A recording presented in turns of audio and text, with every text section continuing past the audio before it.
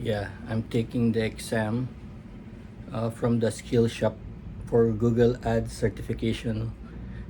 Free siya. Around 90 courses, more or less, mga ganun. 90 courses that is for free. So this is my second attempt. Actually, it's running right now. So naka 15 answers na ako for 50 questions. And then it's running for 1 hour assessment. 1 hour assessment bago ka patuloyin dun sa course na yun. Pero pag natapos mo to, it only will take you around 3 hours. Kaya lang kailangan may pasa mo yung assessment. So it's free. Natapos ko na yung Google Ads Performance Max. This is for effective campaign on Google Ads. Bakit ginagawa to? Kasi pagka nilagay mo to sa mga online work, Upwork, mga ganyan, tapos ilagay mo yung ganyang skills, ang laki ng sweldo, no? And it's a remote job. Parang lumalabas para $100 per hour.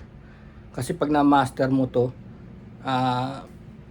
siguro in a matter of a few hours, kung $100 per hour, in a few hours lang kikita ka ng, let's say sabihin natin 4 hours, kikita ka ng $400 for 4 hours. Tapos may isa-set up mo na yun, yung kanyang Google Ads campaign. Of course, pag kailangan niya ng marketing, tuloy-tuloy yung sweldo mo, no? Pwede niya sabihin hindi ka 24 hours nagbabantay. Pwede sabihin niyang once a week 4 hours. So meron ka $400 a week for 4 hours. So magandang mag Google Ads certification kasi pag na-master mo siya, madali na lang. It's better than any other campaign out there, no? Kaysa yung sabihin nating mag-regular VA. Okay din yung virtual assistant pero round the clock yun eh. Ito, pwede mo gawin in a few hours lang. Kaya lang. 53 minutes left.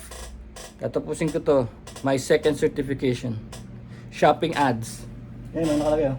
Shopping ads expert sa Google Ads. Peace.